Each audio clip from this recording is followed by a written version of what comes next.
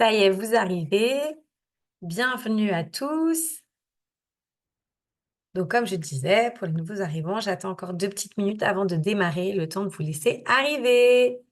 Et donc, dans le chat, n'hésitez pas à me dire comment ça va.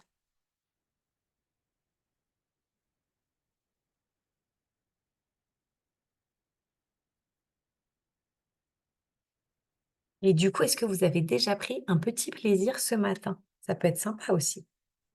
Dites-moi.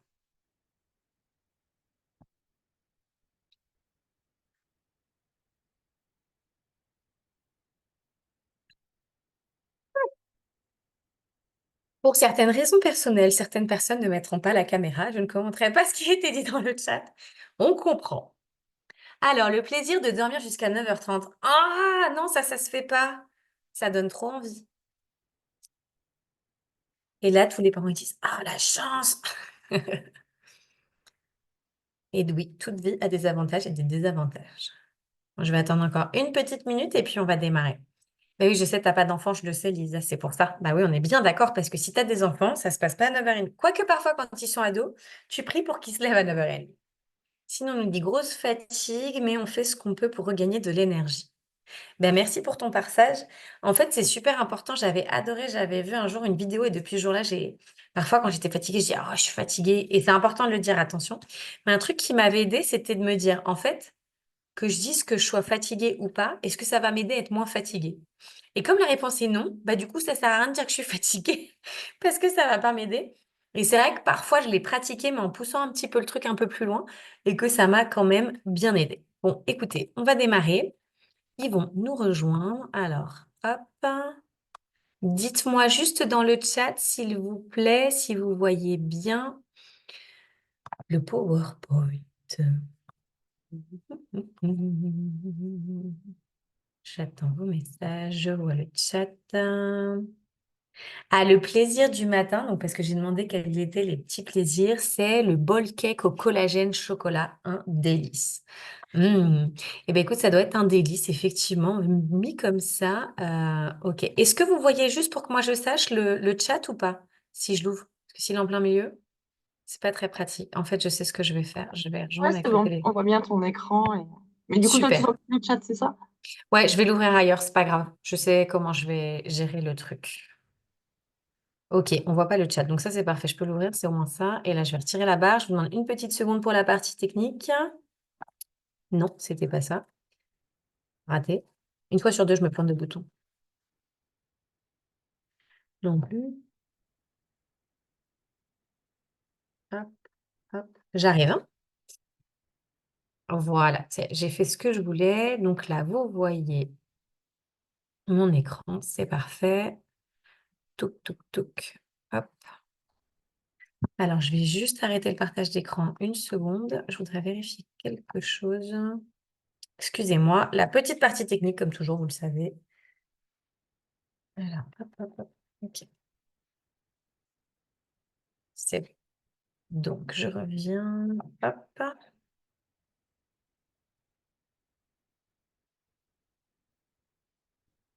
Ça y est, c'est bon. Donc, je partage. Hop.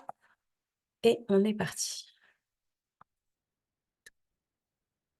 Ça y est, j'ai accès au chat. Donc, surtout pendant notre rendez-vous, n'hésitez pas à poser vos questions en direct. Attends, je coupe le téléphone. Du coup, je m'entends en écho. C'était juste pour avoir accès aux commentaires. Comme ça, je vous ai en direct à côté de moi. Voilà, super. Donc, surtout, je disais, n'hésitez pas à poser vos questions directement. Ce sera parfait. Hop, je le remets en grand écran. Hop là. Donc aujourd'hui, on va parler de trouver le plaisir dans l'adversité. Je trouvais ça particulièrement intéressant parce que souvent, on associe finalement le plaisir à la facilité, le bonheur et on pense pas forcément à cette idée de trouver du plaisir, même quand c'est difficile, même quand on vit une épreuve, même quand on vit des moments beaucoup plus challengeants de notre vie. Donc, Pour ceux qui ne me connaissent pas, qui je suis, eh ben, je suis Audrey Chénaud. Et alors, il y a peu, enfin, on me l'avait déjà dit, puis je me suis souvenue, on dit que je suis une slasheuse parce qu'en fait, j'ai plusieurs casquettes, j'ai plusieurs métiers différents. Et donc, du coup, voilà, c'est ce qu'on appelle une slasheuse. Et donc, en fait, à la base, j'ai un diplôme de psychomotricité, une licence en psychologie. J'ai fait beaucoup de dev perso, éducation positive. Et en fait, je suis profondément intéressée par l'humain. J'aime comprendre comment il fonctionne. Et c'est vrai qu'aussi, de manière personnelle, bah, j'ai été pas mal ballottée par la vie. J'ai vécu tout un certain nombre de choses qui ont fait qu'effectivement, ça m'a amené à dire, en fait, il est temps de vivre. Quoi qu'il arrive dans notre vie, quels que soient nos challenges, nos défis, il est temps de vivre. Et c'est vrai que j'ai un regard plus particulier sur diminuer la violence dans notre quotidien, parce que je pense que c'est une clé fondamentale, pour y mettre plus de plaisir aussi, et sur la confiance en soi, parce que je pense qu'une fois qu'on a confiance en soi, finalement, on peut un peu tout faire et aller loin. Et donc voilà, c'est pour ça que quand Mel m'a proposé, pour moi, c'était une évidence de parler du plaisir dans l'adversité parce que ça définit aussi bien mon quotidien, qui je suis, ce que je vis et ce que je veux partager. C'est qu'il n'y a pas besoin d'attendre que tout aille bien pour aller bien. On peut aussi aller bien dans le chaos. Alors, ça peut paraître un peu extrême, mais voilà, ça va nous aider.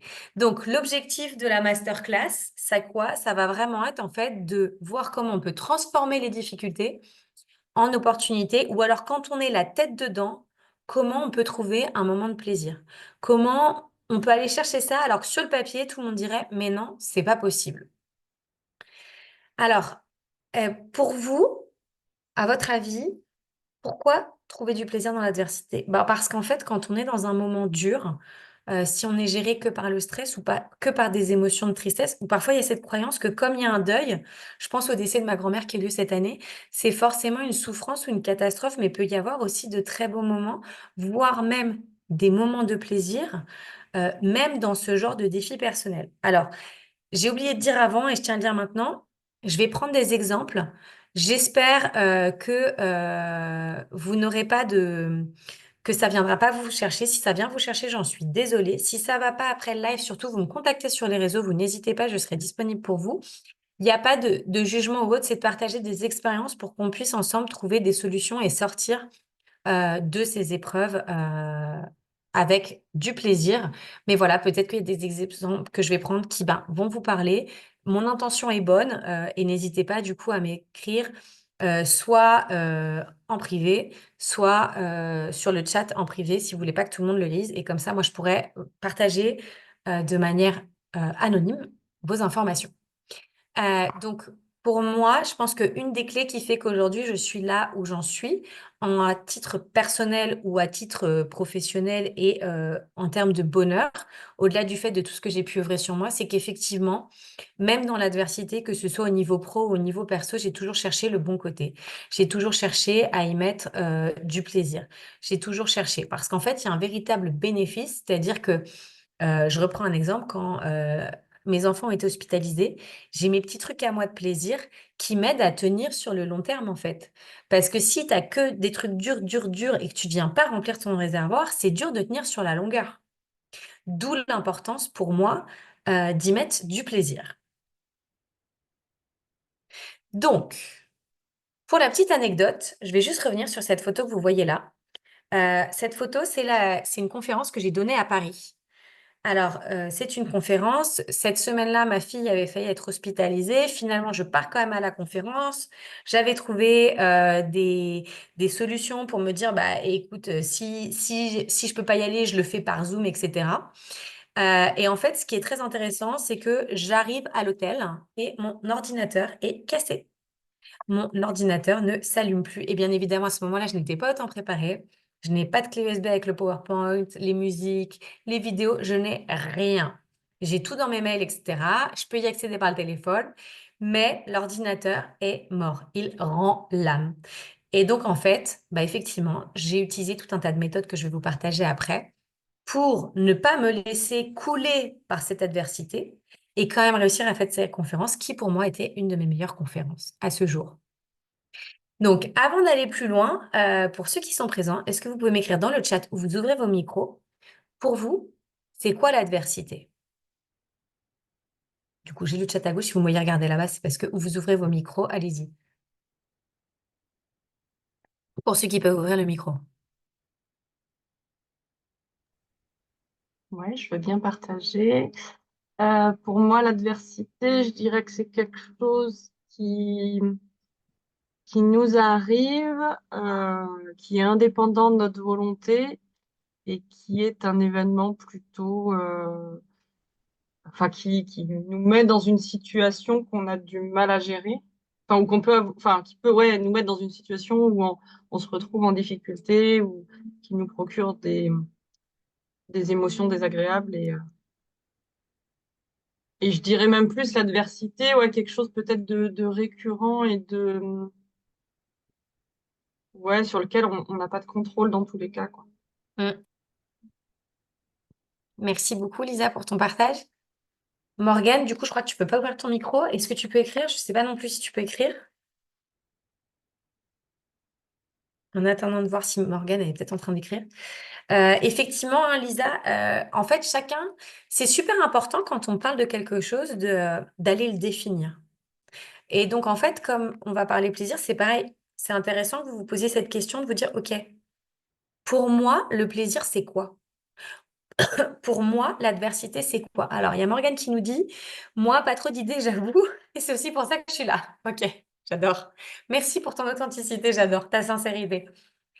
Euh, L'adversité, pour moi, c'est à un moment quelque chose qui va nous mettre en friction. Et je rejoins Lisa sur le fait que c'est quelque chose sur lequel on n'a pas de contrôle. Ça dépend pas de toi. Donc, pour certains, et en fait, ça va être très personnel et ça va dépendre de chacun. Pour certains, le Covid, le confinement, c'était de l'adversité. Pour d'autres, pas. Parce que ça va vraiment dépendre de chacun, de ses perceptions. Et donc, en fait, il va y avoir des déclencheurs différents selon les gens. Et ben peut-être que quelqu'un qui est habitué à ce que son fils soit hospitalisé, aller aux urgences, c'est une banalité. Et pour quelqu'un d'autre, aller aux urgences, ça va être une adversité. Donc en fait, ça va dépendre de chacun. Et ce qui est important aussi, c'est que parfois on pense à l'adversité sur le plan perso, mais ça peut aussi être sur le plan pro. C'est pas que dans le domaine personnel ou dans le domaine privé, en fait, ou dans le domaine professionnel. C'est vraiment, ça va au-delà de ça. Et du coup, c'est vrai que je vous invite vraiment à vous poser, vous dire, OK, c'est quoi l'adversité pour moi? Quand est-ce que je me suis sentie en adversité? Quand est-ce que je me suis sentie challengée? Quand est-ce que j'ai perdu le contrôle et j'ai dû faire appel à des ressources, à mettre en place des choses pour soit gérer la situation, soit la traverser, soit on verra après les différences qu'on peut y mettre derrière ça. Donc du coup, maintenant qu'on a vu un petit peu, alors pour certains plus que d'autres, ce que c'était que l'adversité, c'est quoi pour vous le plaisir? Donc Lisa, si tu veux rouvrir ton micro, vas-y. Morgane, je te laisse écrire. Bah, le plaisir, pour le coup, c'est ce qui nous apporte un sentiment agréable, enfin, une émotion agréable. Euh, Ouais. ouais, déjà. D'accord. Donc moi, je pense que le plaisir, pareil, parce que par exemple, il y en a pour qui un bouquet de fleurs, ça va être du plaisir et pour d'autres pas. J'en reviens toujours au même, c'est très personnel du coup de nouveau. Ça va dépendre de chacun. On va pas tous avoir les mêmes plaisirs, mais effectivement, je pense que le plaisir, c'est quelque chose qui vient nous nourrir, qui vient remplir le réservoir. Et donc, pour donner des nuances dans le plaisir, je vais prendre l'exemple de la voiture. La voiture qui n'a plus d'essence ou peu d'essence est dans une situation d'adversité. Est-ce que vous êtes d'accord avec ça? Du coup, il y a Morgane qui me dit que le plaisir, c'est un moment de bonheur, de relaxation, être en accord avec ce qui se passe, ce qu'il se dit. Alors exactement, et puis si on pousse un peu ce que tu nous dis, Morgane, le plaisir, ça peut être ce moment en fait où tu es tellement connecté à l'instant présent que même toi, tu t'en rends pas compte à ce moment-là. C'est un espèce de moment de grâce, en fait, finalement, où bah, du coup, ça a une sorte de plaisir absolu, de bonheur absolu. Et donc, du coup, je vais prendre l'exemple de la voiture qui n'a plus beaucoup d'essence ou qui n'a plus d'essence est dans l'adversité. Et dans l'adversité, on va lui donner de l'essence. Alors, si on lui donne du diesel, ça va pas aider si c'est une voiture à essence. En revanche, on va lui donner de l'essence. Et puis, on peut faire un plaisir plus ou moins grand. On peut lui donner du 95 ou du 98. Et peut-être que si c'était une personne, la voiture dira, ah non, mais le 98, tu te rends pas compte, il est trop bon, il est tellement fin, il est ceci, il est cela. Donc c'est là où on va voir que le plaisir, il va dépendre de chacun. Donc là, ce que je vous invite à faire, c'est à prendre 2 petites minutes, juste pour voir, OK, si pour vous, vous avez des situations claires d'adversité, qu'est-ce qui a déclenché cette sensation de vivre une épreuve ou d'être dans une adversité? Certaines d'entre vous qui sont ici, que je connais, si vous n'arrivez pas à trouver, écrivez-moi en privé et moi, je peux vous envoyer un petit message sur le Zoom pour vous dire, bah, par exemple, là, tu vis ça. Qu'est-ce qui a déclenché cette sensation d'adversité? Soit vous nous les partagez dans le chat, soit vous ouvrez votre micro et ça va vous permettre, bah, justement, de voir c'est quoi vos déclencheurs.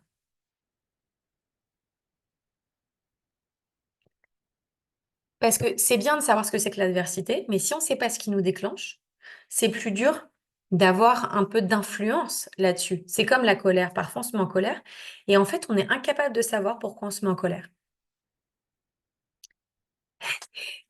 Qu'est-ce qui déclenche l'adversité? Question complexe. Je vais donner des exemples. J'attends juste pour savoir si Lisa, elle veut partager, mais je voulais lui laisser 2 minutes. Donc, je vais laisser quand même ces deux Ouais, je minutes. vais écrire dans le chat. OK. Mais je ne veux pas vous perturber, donc du coup, je ne voudrais pas spoiler à l'avance les choses. Par exemple, pour certains, un déclencheur, ça va être quand notre enfant, alors là, c'est plus dirigé aux parents, bah, ne rentre pas dans le moule et que nous, on a choisi de le mettre dans un système scolaire avec certaines règles et notre enfant, il ne suit pas les règles. Bah, ça peut être une zone d'inconfort très grande. Moi, j'associe avec adversité le mot inconfort. Et en fait, très souvent, on associe le bonheur à le bonheur ne peut pas aller avec l'inconfort et je trouve que c'est dommage et que c'est une erreur. Parce qu'en fait, sans inconfort, on grandit pas et donc on passe pas à notre meilleure version, la suivante. Et donc, du coup, on peut pas grandir. Et donc, du coup, bah, ça va nous limiter, ça va nous laisser un niveau et c'est OK si ça nous convient. Mais parfois, l'adversité, ça va nous faire grandir et faire qu'on est encore plus heureux derrière. Alors, les déclencheurs, ce serait lié à la vie de couple, vivre à l'encontre de ses valeurs et de ses limites. Par exemple, un déclencheur, effectivement, merci pour l'exemple, ça va être, je rentre dans un boulot et en fait, c'est à l'encontre de mes valeurs. Comment j'y reste? C'est super dur. Pour moi, c'est ne pas avoir le pouvoir sur ce qui se passe, ne pas savoir comment agir et se sentir impuissante. L'impuissance, c'est super important. Je vais me l'écrire en rouge pour être sûre de ne pas l'oublier et d'en reparler. Euh, Parce que l'impuissance, très souvent, on la ressent quand on met notre focus sur ce qu'on ne contrôle pas. Et en fait, c'est comme, je reprends l'exemple du confinement parce que j'adorais cet exemple. Euh, quand il y a eu la décision du confinement, on n'avait aucun contrôle sur les décisions des politiques concernant les confinements. Donc, si on voulait contrôler ça, on était dans une situation, alors là, d'adversité et d'impuissance et de douleur, parce qu'on voulait contrôler quelque chose finalement d'absolument incontrôlable. Du coup, ça m'a mis beaucoup en inconfort. Tu parlais de la colère, j'étais en colère contre l'autre, mais au final, c'était contre moi-même de ne pas rester avec mes propres valeurs. Beaucoup d'impuissance vis-à-vis de mon conjoint. Alors, du coup, je vais faire une parenthèse couple, ne pas ne pas respecter mes propres valeurs. Du coup, une petite correction. En fait, vis-à-vis du conjoint, très souvent, il y a de l'adversité ou de la difficulté parce qu'on veut contrôler l'autre. Mais l'autre, qu'on soit en couple ou pas, ne nous appartient pas à aucun moment. L'autre, quand on l'a connu, il était d'une certaine manière. Alors, je sais que certains vont pas apprécier ce que je dis, mais je vous envoie beaucoup d'amour. En fait, quand on est dans une relation d'amour inconditionnel, l'autre, on le prend comme il est. On ne veut pas le changer. Et quand je parle de couple, en fait, c'est valable aussi pour nos parents. Pour nos enfants, je vais mettre un petit bémol. Mais en fait, si notre conjoint est alcoolique ou notre parent, et il était alcoolique depuis le début, on le sait, il y a très peu de chances qu'on arrive à changer ça. Parce que ça ne nous appartient pas. Ça lui appartient à lui. Est-ce que lui il veut changer? Ça, c'est une autre histoire, c'est entre ses mains. Mais par rapport à ça, nous, on n'a aucun contrôle. En revanche, là, on a du contrôle, c'est est-ce que ça me convient ou est-ce que ça me convient pas? Ah bah, du coup, tu vois, c'est exactement la situation que j'ai vécue, alcoolisme. En fait, c'est est-ce que ça me convient ou est-ce que ça me convient pas? Et peut-être qu'aujourd'hui que ça me convient et peut-être que demain, ça ne me conviendra plus. Mais quand on est dans une situation d'amour inconditionnel, on va se dire, OK, il y a l'alcoolisme, donc là, je vais peut-être sortir du couple parce que le couple, on peut s'en défaire, mais dans la famille, si c'est nos parents, on peut pas s'en défaire, par exemple. Enfin, votre mère sera toujours votre mère, votre père sera toujours votre père. C'est OK. Ça peut être de l'adversité, c'est d'apprendre à avoir une relation avec l'autre, sachant qu'il y a une troisième personne dans cette relation qui est l'alcool. Et c'est comment je vais pouvoir mettre du plaisir dans cette situation qui n'est pas idéale et qui n'est pas ce que je voudrais. Et c'est là où, en fait, on va aller chercher, OK, qu'est-ce que j'accepte? Qu'est-ce que j'accepte pas? Donc, quand c'est notre couple, bah, si j'accepte pas, on peut partir. Par contre, si c'est nos parents, c'est plus compliqué et c'est OK. Quel est, par exemple, le meilleur moment de la journée pour appeler la personne? Est-ce que je préfère lui commander un verre d'alcool ou est-ce que je préfère ne pas le faire? Mais si la personne derrière, elle va me saouler jusqu'à la voir, finalement, est-ce que ça sert à quelque chose de ne pas lui commander? Est-ce que je préfère lui acheter du bon vin ou ne pas acheter de vin du tout? Sachant que si je lui achète pas de vin, ça va créer un syndrome de dépendance et donc il y aura plus d'agressivité. Et en fait, ça va être mettre de la conscience pour trouver des moments de plaisir. Et peut-être qu'un jour, la personne, elle aura bu et qu'on va avoir un méga fou rire. Que la personne qui l'a vécu, je ne sais pas si elle veut en mettre un peu plus par écrit, mais peut-être qu'il y a des fois, tu as quand même réussi à avoir du plaisir. Alors, peut-être pas à la fin, ça dépend de la dose d'alcool, comment on vit, etc. Mais en fait, parfois, on peut quand même trouver des solutions pour retrouver des petits plaisirs dans ces situations finalement inconfortables. Du coup, je regarde les messages. Oui, bien sûr, en 10 ans de mariage, il y a eu des moments de plaisir. Voilà. Donc, c'est bien la preuve qu'on peut avoir des plaisirs dans l'adversité, même si c'est difficile en fait. Et dans la difficulté, on peut trouver du plaisir. Et là, c'est le fameux exemple du gymnase. En général, tu n'as pas envie d'aller au gymnase, tu fais ta séance, tu sues, tu as mal, tu souffres, mais alors après, tu es trop content. C'est bien la preuve qu'on a fait du plaisir dans l'adversité, parce que souvent, on n'avait pas envie d'y aller, on a sué, etc. Donc là, du coup, j'aimerais qu'on fasse un exercice. Vous pouvez me le partager par écrit et que vous réfléchissiez à une situation récente où, ah, c'est super, je me coupe du coup parce qu'il y a eu un super commentaire. En fait, on se raccroche au plaisir et c'est ce qui nous pousse à tenir. Et c'est tellement ça, en fait. C'est vraiment ça. C'est le fait, en fait, comment dire? Le fait de, vous voyez toujours mon écran ou pas? Et je crois que c'est bon. C'est moi qui ai eu Ah un ouais, bug. on voit ton écran. Petit moment de panique, petit vent de panique passager. En fait, dans l'adversité, c'est exact, et ça, c'est une vraie clé, et merci Morgane pour le partage. Dans toutes les situations d'adversité que j'ai vécues, ce qui m'a fait tenir, c'est les petits plaisirs. Ils sont pas forcément nombreux. Ils peuvent être super courts. Mais ce qui te fait tenir, c'est le plaisir. Et moi, je me souviens, quand j'ai attrapé le Covid enceinte des jumelles, donc j'ai passé à peu près un mois à l'IT, il savait pas s'il me enfin bon, on est passé par toutes les phases, il savait pas s'il me donnait un médicament compatible, pas compatible, arrêter la grossesse, enfin on est passé par toutes les phases, il y a eu des nuits très très longues, très très difficiles. Et ben mon plaisir de l'époque pour traverser cette truc-là, c'était TikTok. Je vous jure, en fait, c'est grâce à TikTok que j'ai tenu parce qu'en fait, il y avait des vidéos qui m'apportaient vraiment du plaisir, du bonheur, les danses, les machins, les bidules, les trucs humoristiques. Et comme tu le dis, Morgane, c'est ça qui m'a fait tenir. C'est ça qui m'a permis d'aller au bout du process. Donc là, on va aller à un exercice. L'idée, c'est que vous partagiez un moment difficile où vous avez vécu une adversité récente et pour qu'on puisse voir soit où vous avez trouvé du plaisir, soit vous la vivez en ce moment et comment on pourrait trouver du plaisir. Donc, je vous laisse soit ouvrir vos micros, soit écrire. Pour certaines, j'ai déjà des idées. Je vous laisse me dire comment, enfin, voilà, ouvrir vos micros ou écrire.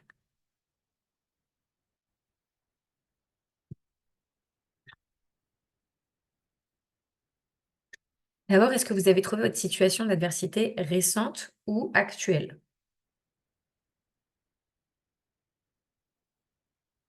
J'adore. Donc, l'adversité, c'était donc, j'étais en couple, il y avait un problème d'alcoolisme. Je suis donc partie du domicile et en fait, je retrouve du plaisir à vivre seule avec mon chat.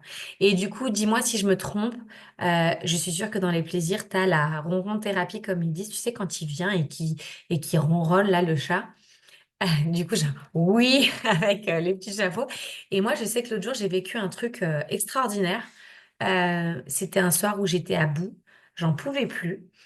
Je sors dans la rue pour faire le tour de mon quartier et en fait, il y a un chat qui commence à miauler, qui me poursuit. Et en fait, quand il est venu se frotter contre moi, là, vous savez, quand ils font avec la colonne vertébrale, avec le dos, je vous jure que j'ai pris un véritable plaisir à kiffer avec ce chat qui venait se frotter à moi.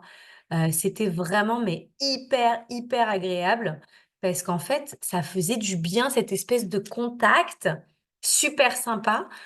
C'était vraiment, vraiment hyper agréable de vivre ça, quoi. C'était vraiment un plaisir dans ce moment d'adversité où, franchement, à ce moment-là, j'allais vraiment pas bien.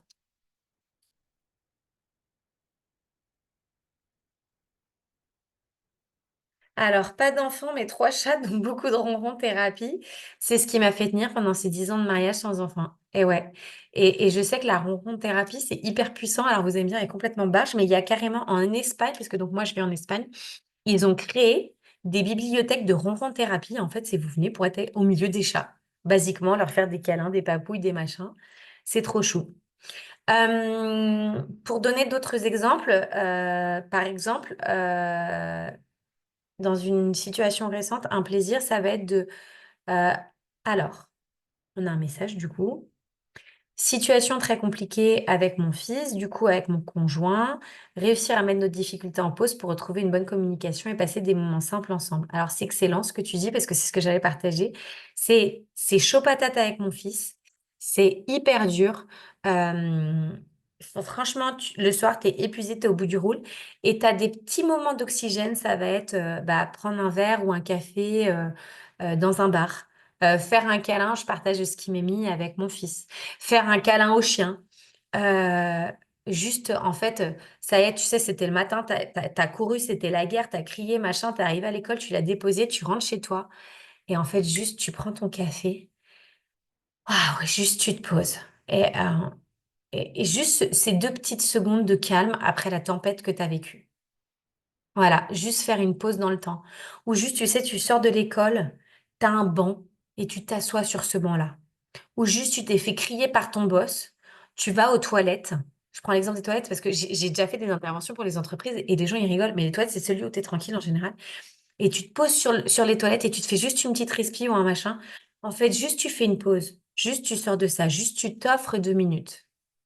Et ça, c'est super puissant. Donc, alors, bien évidemment, mon PowerPoint ne veut plus, voilà. Donc là, on va rentrer plus dans les techniques et les astuces pour transformer la vérité, l'adversité. Et en fait, pour moi, la clé, la base, l'outil le plus puissant, vous l'appelez comme vous voulez, ça va être changer son regard sur la situation. Et donc, c'est pour ça que j'adore cette photo. Est-ce que l'un des deux ment? Est-ce que celui qui dit que c'est un 6 ment? Est-ce que celui qui dit que c'est un 9 ment? J'attends vos réponses dans le chat.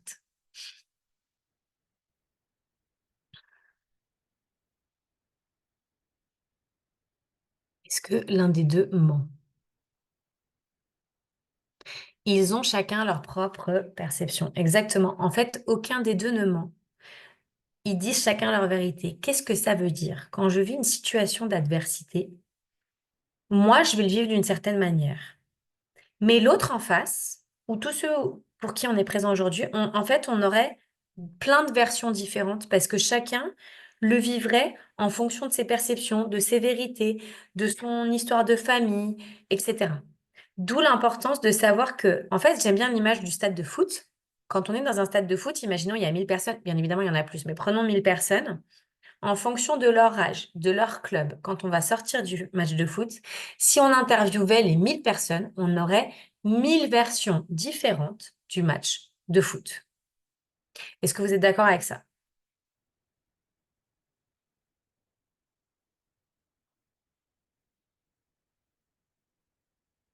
J'attends vos réponses sur les 1000 versions.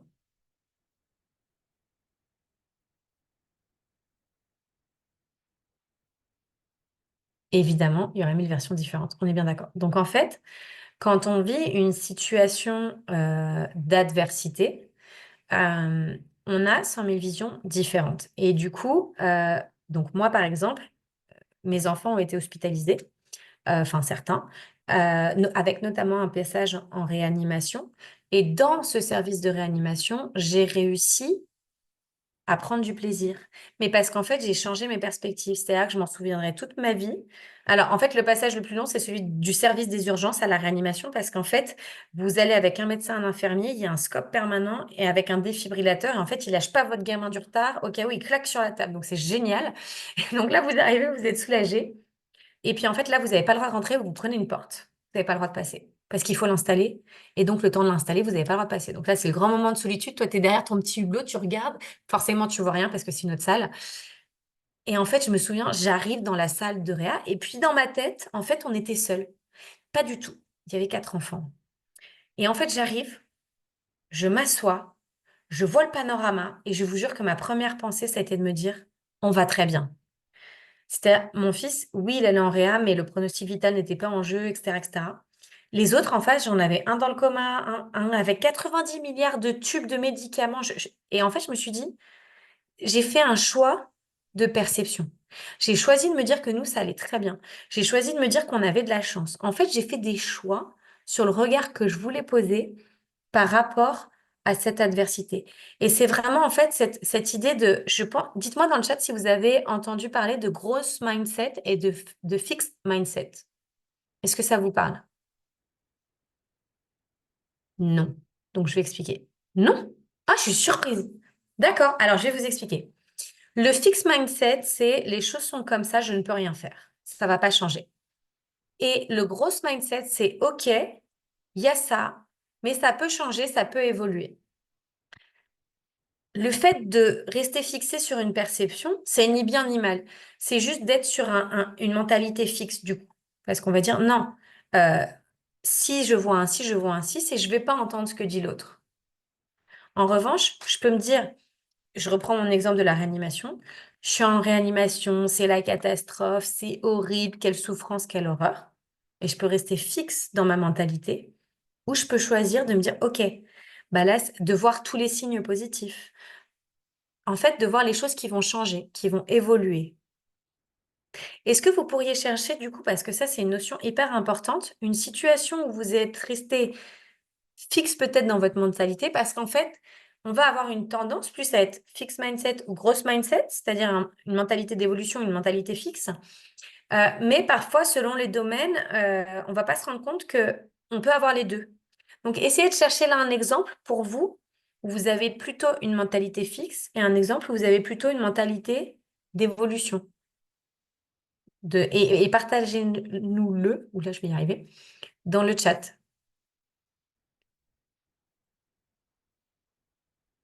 Donc, comme vous l'aurez compris, quand moi je passe à l'hôpital, j'ai plutôt une mentalité de croissance à chercher tout ce qui va m'apporter du plaisir, tout ce qui va chercher du plaisir à mon enfant, et en me disant que j'ai de la chance d'être dans un super lieu et que ça ne peut que s'améliorer. Mais pour vous montrer une autre mentalité fixe dans le même contexte, pour vous faire rigoler, quand je vais au rendez-vous avec les spécialistes, je pars avec cette mentalité fixe de toutes les manières, j'en ai pour des heures. Ça n'empêche pas que parfois c'est pas ça, mais voilà. Alors, dites-moi, est-ce que vous avez des exemples? Est-ce que vous avez besoin d'aide pour trouver des exemples de mentalité fixe ou de mentalité de croissance? Est-ce que le concept est clair déjà? Dites-moi. Du coup, je regarde par là, parce que j'ai le chat là-bas. Ceux qui viennent d'arriver peuvent aussi participer. Je ne sais pas si vous pouvez écrire. Ok, c'est clair, je cherche. Vous savez, par exemple, alors on va dire c'est une habitude, mais je vais donner un petit exemple. C'est genre le petit déjeuner, c'est toujours le même. On va jamais manger. On va jamais changer de petit déj. C'est comme si, pour donner un exemple, Morgane, tu prenais ton collagène chocolat tous les matins et genre ça, c'est pas changeable. Et c'est hors de question qu'on le change. Tu vois, c'est fixe. Ta mentalité, elle va pas bouger. C'est non, tous les matins, il faut que je prenne mon collagène au chocolat si je veux aller bien. Blablabla. Il n'y a pas de possibilité de changement. Ça, ce serait une mentalité fixe. Une mentalité de croissance, ce serait, ah, le collagène au chocolat, c'est bien, mais en fait, j'en sais rien, moi, la choucroute à l'olive, je prends un exemple ridicule, au petit-déj. Non, c'est pas possible, je peux pas prendre ces exemples. En fait, si je mangeais un œuf le matin, ça m'aiderait pour autre chose, donc je peux peut-être alterner. Tu vois, va y avoir une croissance, va y avoir une évolution. Le pire, c'est qu'en fait, j'imagine Morgane en train de rigoler derrière son écran et pouffer de rire. Lisa, est-ce que tu veux qu'on cherche ensemble ou est-ce que tu as un peu trouvé? Peut-être qu'un exemple que je peux te donner, Lisa, c'est moi, je peux pas vivre sans mes chats. Alors, attends, du coup, tu as écrit. Mentalité fixe. Mon mari a commencé l'apéro à 18h, je vais forcément passer une mauvaise nuit parce qu'il va se coucher tard ou faire même nuit blanche et donc potentiellement du bruit dans la maison qui va déranger mon sommeil. Exactement, ça ce serait la mentalité fixe. Du coup, Morgane me dit tellement, c'est parce que c'est réellement ce que je pense, c'est qu'en plus, je savais qu'en prenant cet exemple, j'allais aller la chercher. Elle est persuadée que son chocolat collagène, c'est ce qu'il y a de meilleur, quoi. Genre, tu peux pas manger un truc mieux que ça le matin. Alors qu'en fait, il y a peut-être d'autres choses qui seraient tout aussi bons. Ouais.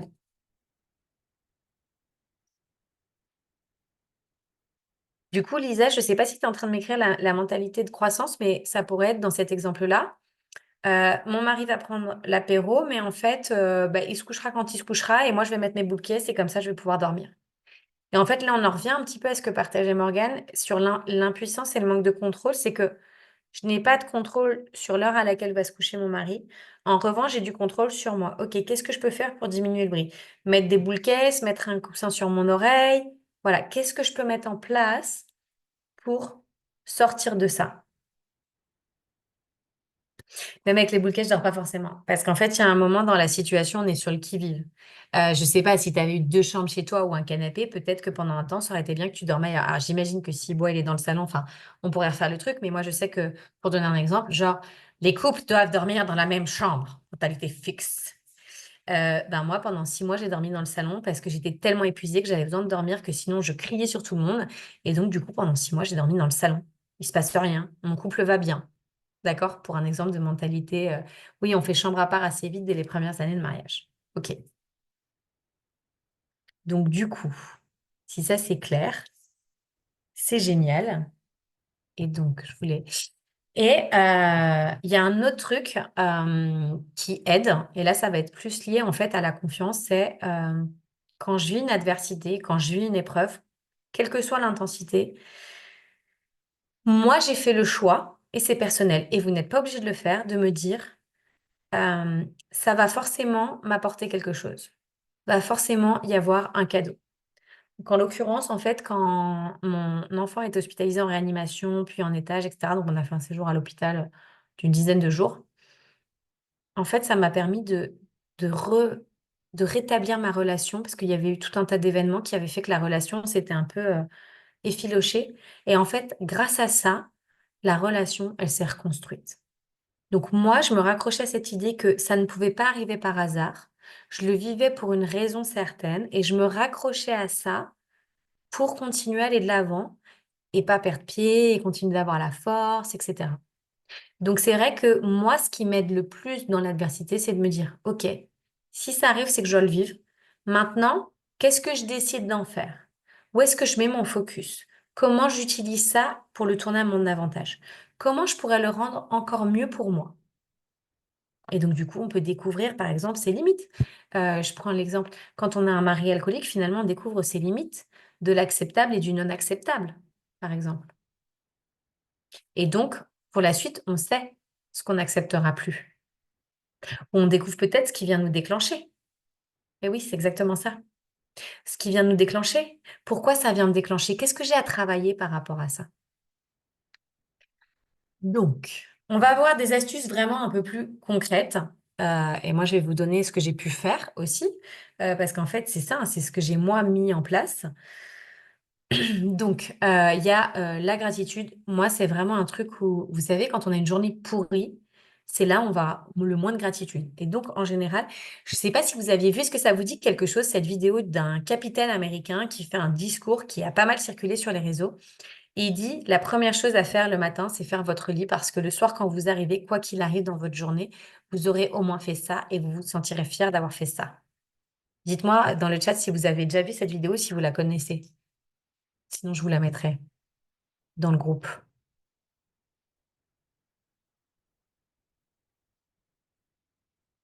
Alors, je vais vous la partager. Cette vidéo, elle est exceptionnelle. Je l'adore. Et donc, en fait, depuis cette jeune, j'étais une personne qui ne faisait pas son lit parce que j'avais la chance d'avoir maman qui faisait mon lit. Donc, moi, j'étais pas la personne qui faisait son lit. Et en fait, j'ai vu cette vidéo. Et à partir de là, même les yeux fermés, parce que le matin, il y a des fois, je me réveille, je vous le jure, je suis fatiguée. La première chose que je fais, c'est mon lit. Parce que tu peux avoir la pire des journées, ben n'empêche, le soir, quand tu rentres dans ta chambre et que ton lit il est fait, ben, c'est kiffant. Et en fait, tu peux avoir cette gratitude envers toi-même de dire, oh, je me couche dans un lit qui est fait. Et ça n'a pas de prix. Et l'autre gratitude que tu peux avoir pour les journées vraiment pourries, c'est j'ai la gratitude d'être arrivée au bout de cette journée. Et je suis toujours là. Quand j'étais à l'hôpital, je me souviens, la gratitude, c'était de me dire que j'avais la chance d'avoir un système. Je réponds à la question après. D'avoir un système hospitalier avec tout ce qui était nécessaire pour sauver mon fils. C'était ça ma gratitude à ce moment-là, en fait. Parce que on pense que c'est normal. Mais dans d'autres pays, il n'y aurait pas d'hôpital, il serait mort. En fait, c'est ça la réalité. Et on oublie que il y a certaines choses qu'on prend comme normales, comme son collagène au chocolat le matin, qui sont pas normales. Il y a plein de lieux où on ne trouverait pas ça.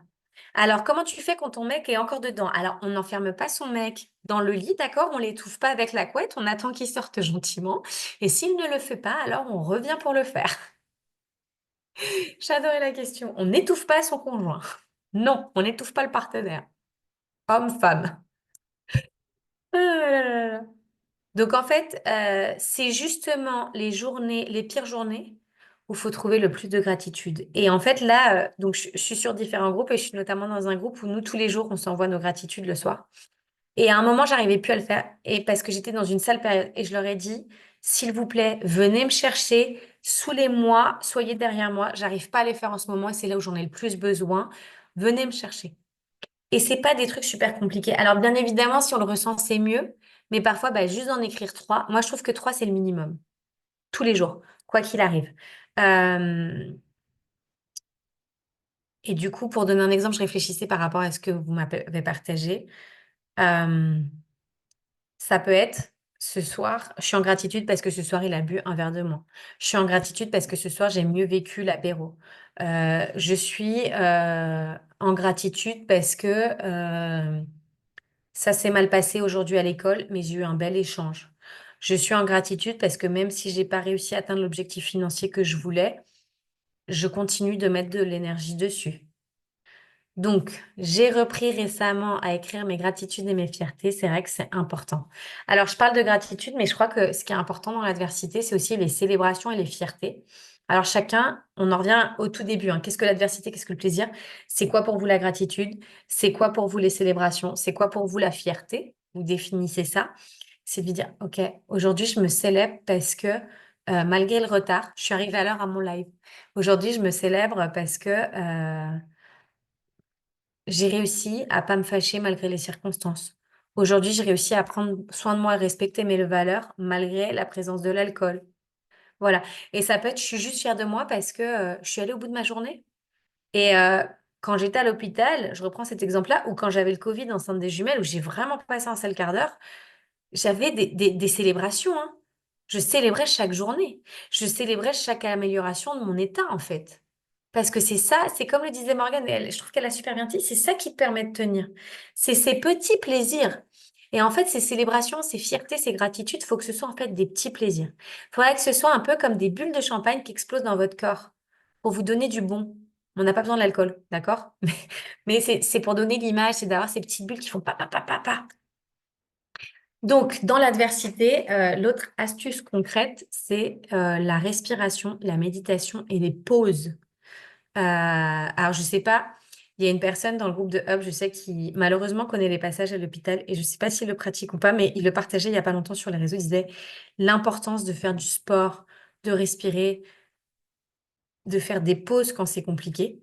Ça va beaucoup plus, quand on est bloqué au boulot, qu'on n'arrive plus à bosser, ben, plutôt que d'aller scroller sur les réseaux, ça nous fera beaucoup plus de bien de respirer ou de faire une pause ou de méditer ou de lire que d'aller scroller. Et je me souviens que donc quand on était dans le service de réa, en fait, dans les services de réa, comme les enfants sont à moitié nus, il fait extrêmement chaud. Donc on dégouline, on est en débardeur, enfin il fait très très chaud. C'était en janvier-février et je me souviens, je sortais en débardeur dehors et mon plaisir, c'était quand il y avait la relève des équipes. En fait, on n'a pas le droit d'être dans la salle parce qu'il passe des informations confidentielles. Et mon kiff, il y en avait deux. C'était sortir sur la place de l'hôpital, là où il faisait frais, et je prenais toujours minimum 5 minutes pour respirer. J'avais une petite application de cohérence cardiaque qui m'aidait parce que j'avais pas toujours la tête à ça. Et c'était d'aller prendre mon petit déj à McDo. C'était mon petit... En fait, c'était un espèce de moment de paix. Mais par contre, mon McDo, c'était pas comme d'habitude.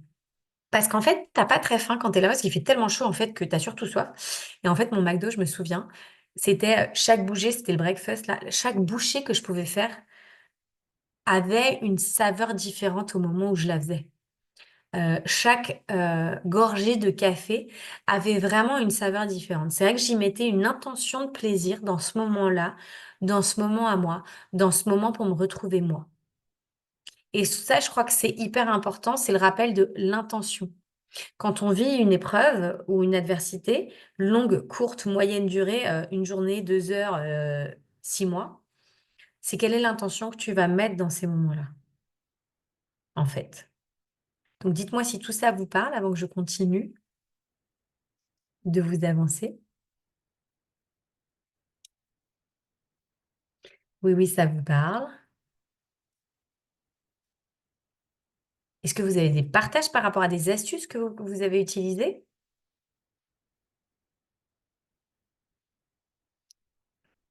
J'ai eu la même sensation avec McDo la semaine passée. Eh ouais, quand tu mets l'intention, ça peut être un McDo, ça peut être un Poke, ça peut être des sushis, hein. J'ai dit McDo parce que moi, c'était mon kiff à ce moment-là, hein, mais ça peut être un café, ça peut être une tisane, ça peut être un verre de vin, ça peut être prendre un bain, aller me balader. Toi, c'est tes astuces, ok? Donc ça, c'est génial. Et il y a les circonstances. Du coup, je te remercie, Lisa. En fait, il y a des circonstances d'adversité où prendre le bain et aller me balader, c'est pas possible. Et c'est là où il faut aller chercher d'autres astuces. C'est là où l'astuce qu'on vient de nous donner est géniale. La musique, c'est super puissant.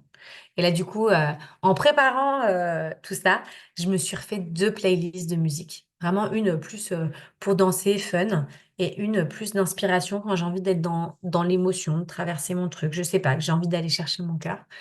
J'ai vraiment deux tristesses. Deux playlists. Et ce que je voulais dire, c'est que, parce que j'ai pensé à la tristesse, pleurer, c'est pas toujours triste. Pleurer, parfois, c'est libérateur. Pleurer, c'est parfois de joie. Pleurer, c'est parfois positif.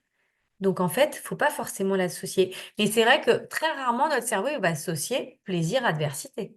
Est-ce que vous êtes d'accord avec ça? De prime abord, notre cerveau va dire, t'es malade ou quoi? Genre, adversité, plaisir. Non, mais ça va là? Faut que t'arrêtes, Audrey. Votre cerveau, de prime abord, il a réassocié plaisir et adversité ou pas? Ou genre, c'est deux trucs qui vont pas ensemble?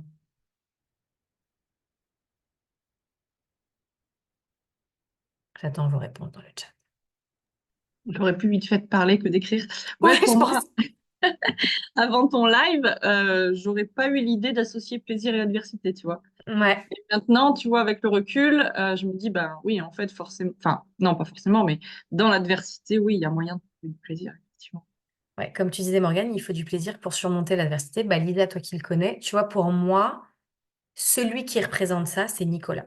Nicolas Ray. Pour ceux qui ne le connaissent pas, il est sur groupe. On va le retrouver. Et moi, ça m'arrivait hein, d'écrire à Nicolas et de lui dire, mais comment tu fais? Moi, j'y arrive pas et toi, c'est plus grave que moi. Comment tu fais? Mais c'est pas toujours évident. Exactement. C'est pas toujours évident. Et donc, je vous gardais le troisième pour la fin. Danser, bouger, faire du sport. Et donc, en fait, je me souviens d'une des hospitalisations qui était plus courte, on n'était pas en réa. Mais en fait, effectivement, en chambre, un de mes kiffs, en réa, c'est pas trop possible, mais je vais vous raconter ce que j'ai fait en réa. Mais en chambre, ou quand j'étais enceinte des jumelles sur la fin de la grossesse, je vous jure, j'en pouvais plus, c'était horrible. En fait, j'avais des claquages au niveau des muscles du ventre, tellement j'avais un gros ventre. Vous saviez ce que c'était mon plaisir? Parce que je peux vous dire qu'à ce moment-là, c'était dur. Faire des danses TikTok.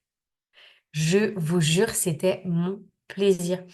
Et à tel point que j'ai des vidéos qui ont fait des cartons sur TikTok parce que forcément, j'avais un ventre, un œuf de dinosaure, le machin.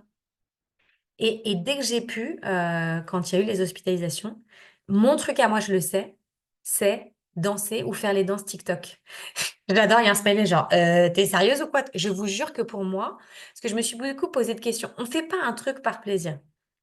TikTok, je l'ai supprimé parce qu'en fait, quand j'y suis, je n'arrive pas à m'arrêter. Pourquoi? Parce que contre toute attente, TikTok vient nourrir mes valeurs. Attention, je choisis les vidéos que je vois. D'accord? Je m'explique. Quand c'est des retrouvailles de famille, quand c'est l'amour compliqué qui finit par l'amour qui triomphe, ou les trucs humoristiques ou les danses, mais je kiffe ça. Ça vient vraiment nourrir mes valeurs et qui je suis moi. Et donc, effectivement, à la fin de ma grossesse, quand j'en pouvais plus, pour ceux qui sont sages et qui me demandent, je vous enverrai les vidéos, eh ben, j'ai fait des TikTok où je dansais. Et ça durait 2 minutes. C'était mes 2 minutes de kiff dans la journée. C'était mes 2 minutes de plaisir entre douleur et douleur. Et pourquoi? Parce qu'en fait, quand on fait du sport, quand on danse, quand on bouge, on sécrète d'autres hormones que celles du stress qui vont en fait nous apporter les hormones du plaisir, ocytocine, endorphine, etc., qui vont faire du bien à notre corps. Et donc, en réanimation, à un moment où j'en pouvais plus, je me sentais comme un lion en cage, je me suis dit, OK, il faut que je prenne soin de moi. Du coup, j'ai commencé à faire des... Ah, comment on dit ça? Vous savez, quand on baisse là, pour celles qui me voient, sentadillas, Morgane, tu peux peut-être m'aider. Comment on dit ça? Quand vous voulez, on fait comme si on s'assoit sur une chaise. Les squats. Merci Lisa, parce que j'ai fait le mouvement. Je sais pas si vous voyez. Je faisais des squats, des mouvements de bras, parce que j'avais besoin de sécréter cette hormone-là. J'avais besoin de mettre du mouvement, parce que c'est très immobilisant en fait. C'était pas forcément gênant. Je faisais dans le respect sans faire de bruit. Attention, qu'on soit clair, hein, il n'y a pas eu de manque de respect ou autre. Mais j'avais ce besoin et ça m'a apporté du plaisir en fait. Et c'est super, quand on est dans l'adversité, le corps, il va avoir plusieurs réactions. Il peut ou se figer, ou la fuite. Mais ça va être les deux réactions, on va dire, mammifères qu'on a. Donc, du coup, le fait de remettre du mouvement, ça remet de la vie, ça remet du plaisir. Et du coup, parfois, c'est de se forcer un peu. Et je me souviens que cette mini-séance m'avait fait un bien fou. Donc, du coup, on nous disait, tu pourrais associer le mot résilience aussi à l'adversité et plaisir totalement. Euh, Totalement. La seule chose pour laquelle je n'ai pas mis ce mot, c'est que parfois tu peux penser, parce que je l'ai vécu et donc c'est pour ça que je me permets de le dire, tu as l'impression qu'en fait tu as dépassé l'événement, que tu es dans la résilience. Euh, et en fait, tu te rends compte que c'était un voile, un leurre et que c'était pas comme ça. Et donc, les plaisirs que tu as mis en place t'ont aidé, comme dirait Morgane, à traverser, à aller au bout du truc, mais t'en es pas encore au stade de la résilience parce que t'as des aspérités qui restent et qui te traînent un petit peu en arrière. D'où, c'est pour ça que j'ai pas mis ce mot-là. Dans certains cas, oui, ça peut amener à la résilience, mais pas toujours. En tous les cas, ça, c'est mon expérience à moi personnelle. Alors, dites-moi si ça vous parle, les filles, parce qu'on n'est que des filles aujourd'hui. Mais c'était le petit bémol que je mettais, enfin, le petit suspens, parce qu'effectivement, voilà, je pense que le plaisir, c'est fondamental, c'est ce qui permet de tenir. Parfois, ça amène à la résilience et parfois, c'est pas suffisant. Ça va dépendre de ce qu'on vit et comment notre cerveau va interpréter tous les faits au moment où on vit ce qu'on vit. Du coup, j'ai démarré les danses TikTok avec mon fils pendant le confinement. Bah, je pense qu'on l'a à peu près. Enfin, moi, j'ai découvert TikTok et encore aujourd'hui, ça reste une source. Je le fais dans des moments bien précis, hein, parce que sinon, moi, je peux passer 2 heures. C'est horrible TikTok. C'est vraiment pour moi, c'est une addiction en plus parce que en fait, ça vient nourrir mes valeurs et donc voilà. Donc, j'arrive à rentrer en raison. Et donc, du coup, dites-moi si l'explication résilience, adversité, plaisir, c'est clair. Est-ce que vous voulez partager quelque chose, ajouter quelque chose?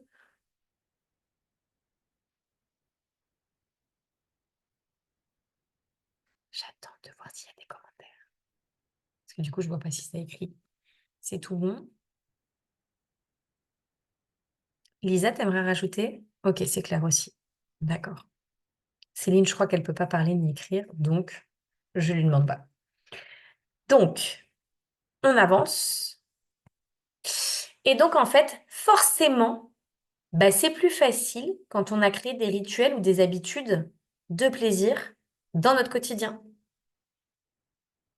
Donc, c'est ce qu'on disait des gratitudes. Forcément, si je fais mes gratitudes tous les jours, bah, c'est plus facile d'écrire mes gratitudes quand je suis dans l'adversité. Parce que si je les ai fait quand j'allais bien, j'ai entraîné mon cerveau à le faire. Donc, je vais le faire plus facilement. De la même manière, si je respire tous les jours, ou tous les 2 jours, ou que j'ai une routine où 3 fois par semaine, je vais respirer, ça va être plus facile pour mon cerveau et mon corps de le faire dans l'adversité que si je ne suis pas entraînée. Et donc, c'est important de comprendre. Moi, je considère, et c'est personnel, et vous pouvez être d'accord ou pas, j'insiste, vous devez créer dans tout ce que je dis. Faut pas dire oui, c'est clair, je suis d'accord. Faut que vous criez, faut que vous ayez cet esprit critique de dire ok, est-ce que ça me parle? Est-ce que je suis d'accord? Est-ce que je suis pas d'accord? Et en tous les cas, moi, j'ai cette croyance qu'on peut vraiment entraîner le plaisir. Et pourquoi je vous dis ça? Parce que moi, je suis une humaine comme vous, j'ai mes challenges. En ce moment, je suis vraiment très challengée. Et puis, on va dire, ces 15 derniers jours, la vie me dit vraiment, fais gaffe, à tout moment, tu peux perdre vraiment ton mari, tes enfants. Et bah, comme avec la fatigue qui vient avec l'adversité, tu es peut-être moins aimable, tu râles, tu grognes, tu machin. T'oublies ce qui est vraiment essentiel, qui est tes amours de ta vie, quoi. Enfin, ta famille à toi, quoi. Ton partenaire, tes enfants si t'en as, tes chats si c'est des chats, parce que parfois les chats sont aussi importants que des enfants, entre guillemets. Et en fait, j'ai tellement eu cette conscience-là que j'ai remis de l'intention, de la conscience et du plaisir. J'associerais vraiment ces trois mots. J'ai une intention de plaisir en conscience dans mes interactions avec mon mari et mes enfants. Et un bisou que je faisais à mon mari il y a 3 jours n'est plus pareil que chaque bisou que je peux lui donner aujourd'hui. Parce qu'en fait, je m'entraîne à lui donner une saveur différente. Je m'entraîne à lui donner une saveur plus importante. Chaque câlin, je m'entraîne à sentir le corps de mes enfants. Leur odeur, leur chaleur, ça vaut pour les chats. Je suis sûre que Lisa nous dirait, mais oui, quand tu sens ses petits poils chauds et puis lui, il n'a pas le même poil que le copain, etc. Donc en fait, ça s'entraîne. Et c'est comme le sport. Le sport, si ça me fait du bien, ça va être plus facile de le faire quand je suis à l'hôpital, par exemple. Alors, si vous n'êtes pas dans le lit, on est bien d'accord? Que si je suis pas entraînée. Parce que si je suis pas entraînée, c'est nouveau.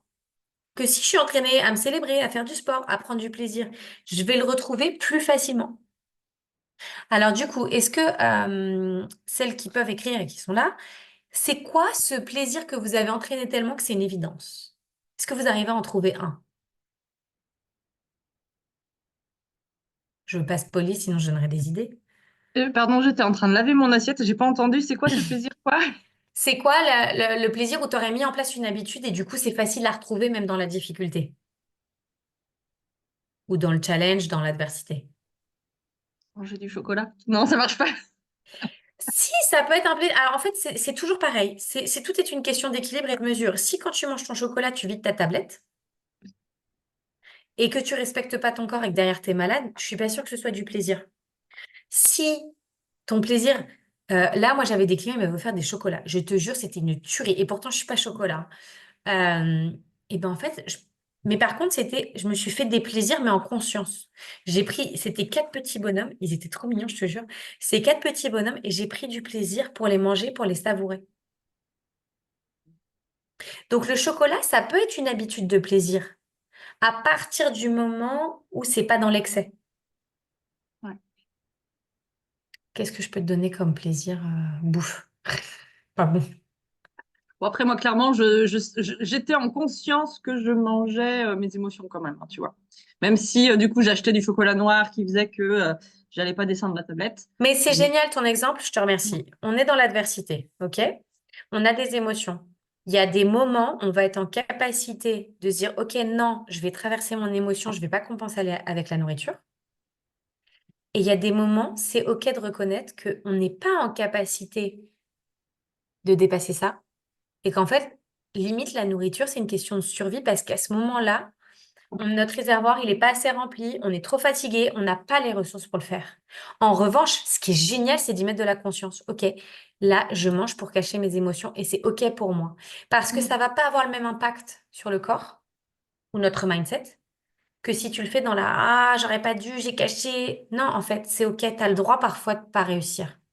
ouais, Et moi, je sais que ça a tout changé dans ma manière de vivre les choses. Je sais pas si ça te parle du coup. ouais, si, si, carrément. Donc, on nous dit respirer. Ouais, respirer, je sais que c'est... En fait, on oublie que... J'en profite pour faire une petite parenthèse. Très rarement, on respire en conscience.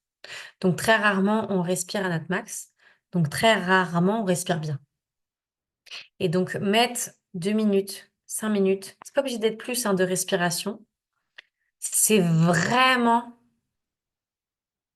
un super outil. Pour moi, c'est un des meilleurs trucs, la respiration, hein. Et c'est un où on est les plus paresseux, je dirais, tellement ça nous paraît évident en fait. Parce que comme c'est une fonction biologique, on n'a pas besoin de réfléchir pour respirer. Notre cerveau ne dit pas, hé Audrey, respire, sinon tu vas mourir. Mais c'est tellement fondamental de bien respirer. Et moi, je sais que du coup, depuis quelques temps, mais je suis de nouveau mauvaise élève, mais j'ai des phases où je vais faire des respirations Wim Hof. C'est une méthode de respiration très rapprochée parce que ça me fait mais un bien absolu dans mon corps, ma tête. Et en fait, ça fait une pause. Et c'est pas très loin, c'est 10 minutes. Mais il faut les prendre, les 10 minutes. Et on dit oui, mais je n'ai pas le temps. Le problème de mes plaisirs, c'est qu'ils me font faire omission sur la réalité et mes problèmes actuels auxquels je devrais m'affronter. Exemple, m'occuper de mon business plaisir et mettre toute mon énergie au lieu de me préoccuper de mes problèmes de couple avec mon fils. En fait, c'est une question d'équipe. Il y a deux choses, je dirais.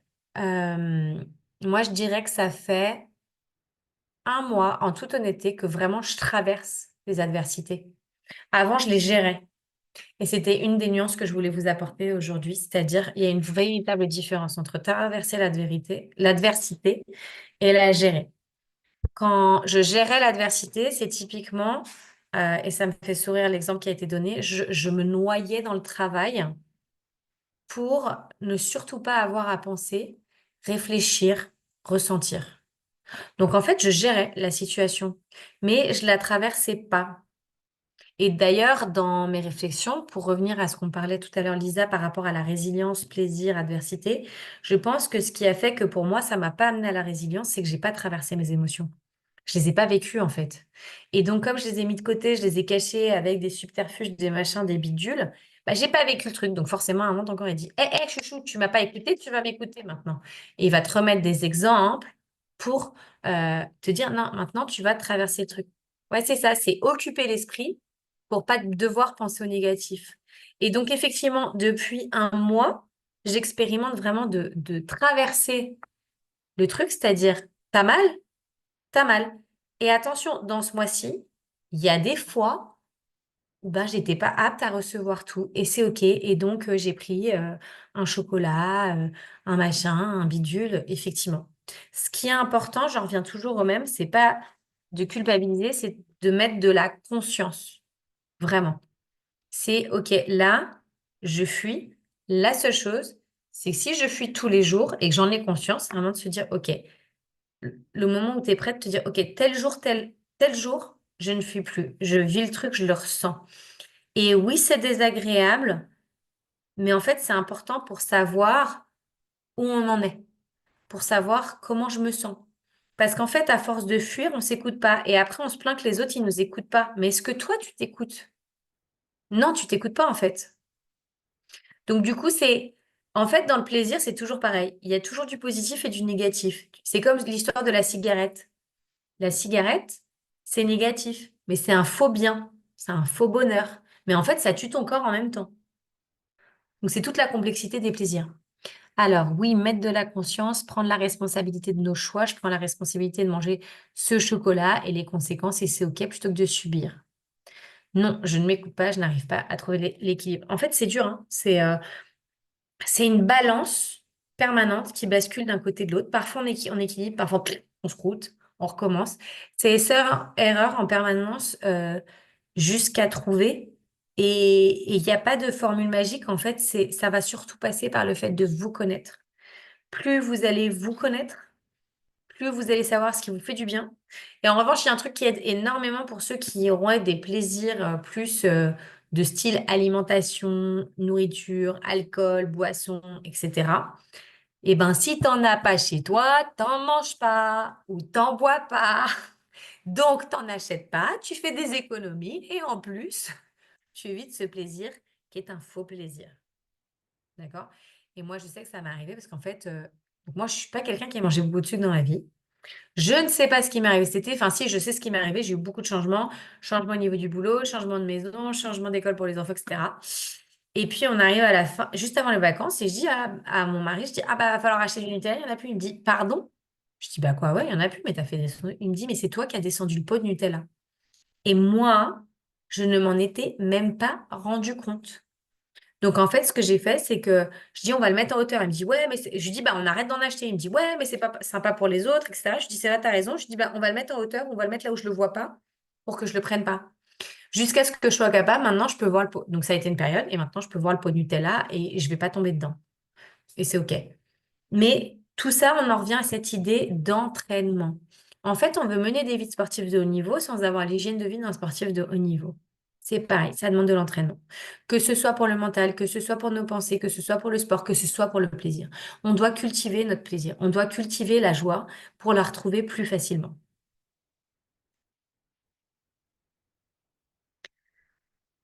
Donc, j'aimerais que vous regardiez une situation négative et dans le chat, vous nous la transformez en quelque chose de positif. Il faut savoir qu'environ 60% des personnes interrogées estiment que la résilience est une compétence qui nécessite d'être cultivée plutôt qu'une réponse automatique à l'adversité. Du coup, je trouve ça intéressant par rapport à la conversation qu'on a eue. Je vais vous expliquer ces deux photos. Celle d'en haut, donc c'est la dernière course que j'ai pu faire parce qu'aujourd'hui, je ne peux plus courir. C'était la course pour la santé mentale. Cette course-là, je ne savais pas, mais j'étais enceinte des jumelles. Et en fait, j'avais perdu un enfant avant les jumelles. Et il faut savoir que cette dernière course, c'est la meilleure course de ma vie. J'ai fini, je crois, 40e sur 500 femmes de toutes celles qui ont participé à cette course-là de Madrid. Et en fait, qu'est-ce qui m'a fait pousser des ailes? À ce moment-là, j'ai un membre de ma famille qui a eu un accident grave, qui pourra plus courir. Ce que je savais pas, c'est que je pourrais plus courir non plus après. Enfin, alors, je peux, mais sous certaines conditions, pas longtemps, mais courir comme dans une course, d'accord? Et en fait, à ce moment-là, quand je fais cette course-là, je me dis, je cours pour moi et pour tous ceux qui ne pourront plus jamais courir. Parce que j'ai cette chance de pouvoir courir aujourd'hui. Et je vous jure, j'avais comme un missile dans les fesses. J'étais, mais inarrêtable. Parce qu'en fait, j'avais relié ça à quelque chose de plus grand que moi. Et du coup, ça m'apportait du plaisir de me dire, voilà, c'est pour moi et c'est pour eux. Et donc ça m'apportait du plaisir. Et donc cette course-là, j'ai eu mal, hein. Il y a des fois, ça me brûlait le cœur tellement j'allais. Parce qu'en fait, pour ceux qui connaissent Madrid, on avait la grosse montée pas très loin du téléphérique. Elle est terrible, cette montée. Donc ça brûlait. Donc ça faisait mal. Mais cette sensation en sortant de plaisir, de satisfaction, de fierté, c'était juste exceptionnel. Et donc, je vous donne un autre exemple avant que ce soit à vous, c'est celle d'en bas. Donc ça, c'est le premier événement que j'ai organisé moi en présentiel. C'était une journée complète sur la gestion du stress. Je réserve une salle dans un hôtel pour 40 personnes. Au final, très peu d'inscrits. Et le peu de personnes inscrites, j'en ai qui tombent malades, qui ont des empêchements, qui ont des imprévus. On se retrouve, on est 6 dans la salle, dont 2 intervenants. Comment vous dire? On est trois pelés et un tondu. J'aurais pu annuler l'événement, j'aurais pu. Et en fait, non, j'ai choisi de le faire en prenant du plaisir. Et ben, j'ai tout donné, comme s'ils étaient 40 ou 50. Ce qui est exceptionnel, c'est en sortant. Il disait, jamais je me serais attendue à ça. C'était pas que théorique, c'était pratique, c'était exceptionnel. On l'a vécu, on a une expérience de vécu de ça. Donc, c'est des exemples d'adversité où j'ai su y trouver du plaisir, où j'ai su y mettre du plaisir. Donc, à vous de me dire dans le chat, de me transformer une situation négative en un truc positif. On n'est pas du positif pour du positif, il m'a largué, c'est pas grave. Ça, c'est du bullshit. D'accord? C'est pas non plus voir le positif pour voir le positif. C'est pas t'as mal fait, ah mais regarde pas ce que t'as mal fait. Bah si, il faut peut-être que j'aille regarder ce que j'ai mal fait pour évoluer. D'accord? Donc je vous laisse soit ouvrir vos micros, soit parler, soit écrire dans le chat, soit réfléchir à votre situation.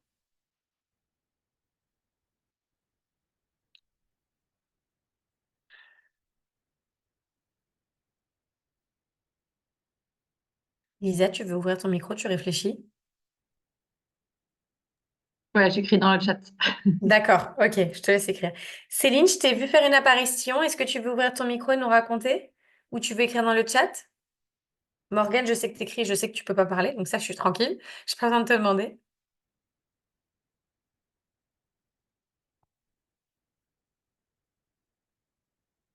Je sais que parfois, quand on écrit, c'est un peu plus long.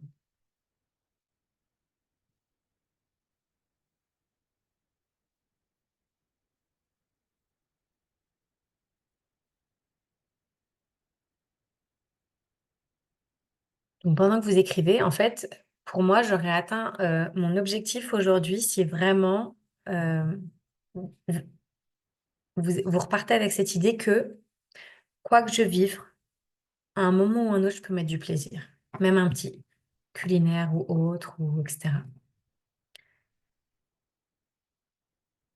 Alors, du coup, dans ma situation, le positif, c'est qu'au fil des années, je me suis fait accompagner et qu'aujourd'hui, je ne serais pas là où j'en serais si je n'avais pas vécu cette situation. Exactement. J'ai eu un accident de voiture il y a une quinzaine d'années et si on me posait la question aujourd'hui, est-ce que tu retirais l'accident de voiture? Non. Parce que si j'avais pas eu cet accident de voiture-là, je serais jamais partie en Espagne, j'aurais jamais connu mon mari, j'aurais pas mes enfants.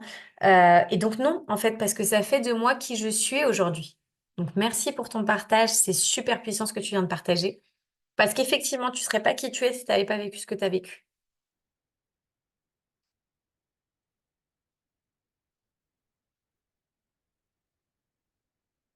Alors, pour aider par rapport à du positif, d'accord?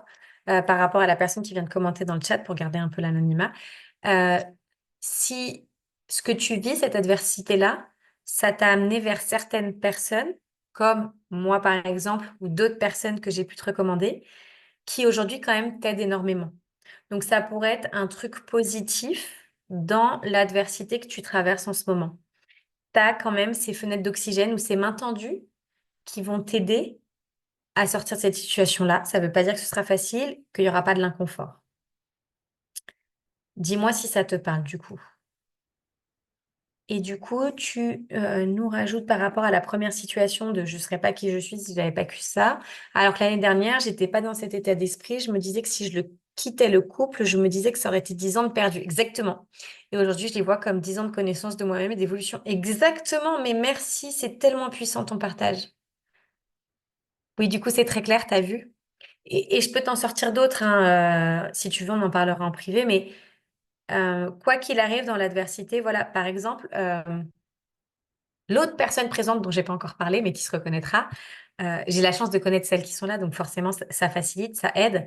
Bah, typiquement, c'est j'ai pas atteint l'objectif financier que je voulais, mais ça a mis sur mon chemin des personnes extraordinaires, où ça m'a permis de comprendre quelle est la relation que j'avais à l'argent. Ça m'a permis de voir qu'est-ce que je voyais pour moi. Ça m'a permis de mieux me connaître. Voilà, ça peut apporter tout un tas d'autres choses. Donc, j'aimerais que vous m'écriviez ou vous ouvriez vos micros pour me dire avec quoi de concret vous repartez de cette masterclass et surtout qu'est-ce que vous allez mettre en place et vous vous engagez en sortant d'ici. Soit vous écrivez, soit vous ouvrez les micros. Du coup, je pense que ça va être le choix d'écriture. J'entends personne. Allez, moi je veux bien voir le micro. Vas-y. Moi, je dirais que ce serait peut-être sur l'habitude de continuer à noter les gratitudes, les fiertés, parce que voilà, ça fait juste quelques jours que j'ai repris ça. OK. Puis sur l'importance de la respiration aussi. C'est vrai que là, je me suis réinscrite à des cours de yoga qui mixent aussi beaucoup sur la respiration 2 fois par semaine. Et je me rends compte qu'effectivement, ça fait beaucoup de bien. Donc, ouais, je dirais ces 2 points-là. Super, merci beaucoup. Du coup, j'en profite pour les gratitudes pour vous donner deux petits tips super importants de mon point de vue pour faire les gratitudes pour en avoir envie. Enfin, trois même. C'est de mettre, parfois il y en a qui le font mieux s'ils mettent une musique qui vient les chercher dans les tripes, qui les connecte à cette sensation de gratitude. Et je sais pas, du coup, Lisa, tu nous diras, c'est d'avoir un cahier vraiment qui Mm. vous plaît, avec votre stylo chaud doudou super que vous préférez. Ça dépend de chacun, hein. Mais moi, alors, je le retrouve plus d'ailleurs, c'est le drame. Mais par exemple, j'ai, je sais pas si on voit la caméra, mon Ouais. surligneur préféré. Je l'adore. Et du coup, je suis dégoûtée parce que je ne le retrouve pas, je le garde précieusement. Mais genre, j'avais un stylo avec un message dessus, quoi. C'est vraiment d'avoir votre cahier, en fait, de mettre de l'intention pour avoir votre cahier, votre truc qui vous plaît. Et pour ceux qui n'ont pas le temps d'écrire, parce que ça arrive, moi, j'ai une application, donc du coup, je pense que je la partagerai sur le groupe qui me permet de le faire dans mon téléphone. Je trouve ça mieux par écrit, mais je préfère le faire sur mon téléphone que ne pas le faire du tout. Pourquoi? Parce que quand on a une trace, c'est plus facile de dire, ah, mais il y a tout ça, mais il y a tout ça, mais il y a tout ça, mais c'est génial. Ouais, Donc, je le fais sur une application aussi. voilà. Bah, écoute, ce sera peut-être la même ou pas, je ne sais pas. Tu pourras partager la tienne en dessous, du coup. Enfin, je Ouais. pense que c'est important d'avoir des petits tips comme ça et pas de se limiter. Vous voyez, on va reprendre cette histoire de mentalité fixe ou de mentalité d'évolution, grosse mindset. Si on a une mentalité fixe, on va dire, non, les gratitudes, c'est que par écrit, ton crayon, ton stylo, ton cahier. Non, sois original, sois inventif. Et si tu veux coller des photos, tu colles des photos. C'est OK, en fait, il n'y a pas de règles. C'est vous qui mettez les règles du jeu de votre vie. Donc, on me dit dans l'oreillette qu'on repart avec, oups, ça a monté, un peu d'apaisement, des clés sur que faire pour continuer à cultiver le plaisir. C'est super important, cultiver le plaisir. Et aussi apprendre les choses comme elles viennent et accepter de traverser les tempêtes, même si elles font mal.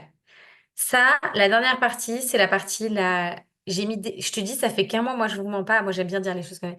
Ça fait vraiment qu'un mois que j'apprends à traverser et j'arrive à même à trouver là-dedans je dirais même une dose de plaisir là-dedans. Parce qu'en fait, je découvre que c'est libérateur. Et du coup, cette sensation agréable qui vient derrière, pour moi, elle n'a pas de prix. Vraiment. Et le plaisir de voir la situation évoluer, carrément. Je ne sais pas si quelqu'un d'autre veut partager, si ça peut écrire aux caméras. Et donc, là, le mot de la fin. Alors, merci. Remettre les gratitudes et le plaisir au centre de tout.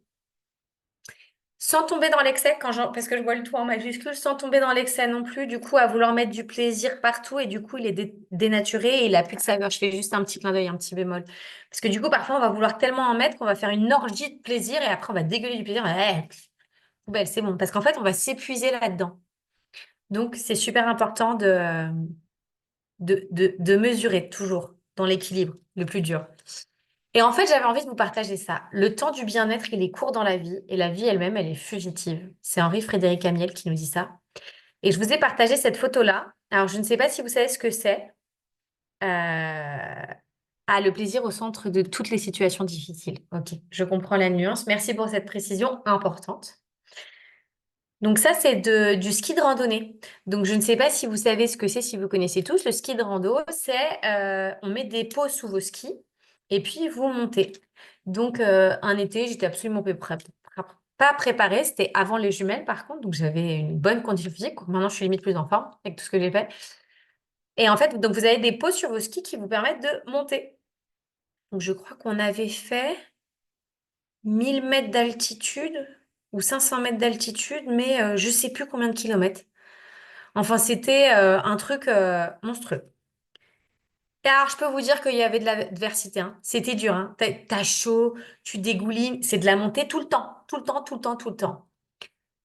Et en même temps, c'est un de mes plus beaux souvenirs de paix intérieure et d'être connecté à cette terre plus grande que nous, parce qu'en fait, t'es dans la montagne, de nuit, tu vois que dalle. Au début, t'es avec la troupe, après, t'es toute seule, parce que comme j'étais la plus lente, je suis arrivée dans les derniers. Mon seul but, c'était d'arriver. Je m'en foutais si j'étais première ou dernière. Et il y a des espèces de moments comme ça, de pause, comme disait Morgane tout à l'heure, en fait, où d'un coup, le temps n'avait plus de... Il n'y avait plus de temps. Juste, je vivais l'expérience. Je vivais le truc avec le froid, le chaud, avec les moments désagréables. Et à la fin, j'ai eu le plus beau des cadeaux. C'était en famille. Et mon père m'attendait en haut pour finir la course avec moi. Donc voilà, ça fait partie des petits plaisirs qu'on peut mettre aussi sur un truc totalement inattendu. Parce que dans l'adversité, c'est pas que une épreuve, un problème qui nous arrive dessus. Ça peut être juste une séance de sport qui peut être une adversité selon le moment où on le fait. Et que voilà, on peut vraiment transformer chaque petite chose, mais sans le faire dans l'excès pour garder de l'énergie pour tout le reste. Donc, je vais arrêter le partage d'écran. Et puis, bah, du coup, dites-moi si vous avez des questions, des partages, des choses à rajouter. Je suis là pour vous. On a encore un peu plus de 5 minutes. pour échanger par rapport à ce sujet-là.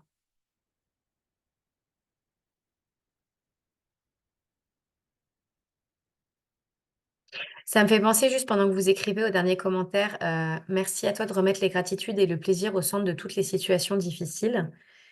Euh, je pense que si je n'avais pas cette émerveillement... En fait, je suis une vraie gosse pour ceux qui me connaissent. Là, je peux paraître sérieuse, mais en fait, je sais qu'il y en a qui me connaissent ici. Je suis vraiment une gosse. Je me souviens pendant les séances de rééducation après la naissance des jumelles, une fois, je suis complètement partie en vrille. J'ai commencé à taper le truc comme si j'étais dans un match de boxe. C'était très rigolo. C'était, en fait, j'y mets du jeu, j'y mets du plaisir, j'y mets du fun, j'y mets de l'humour.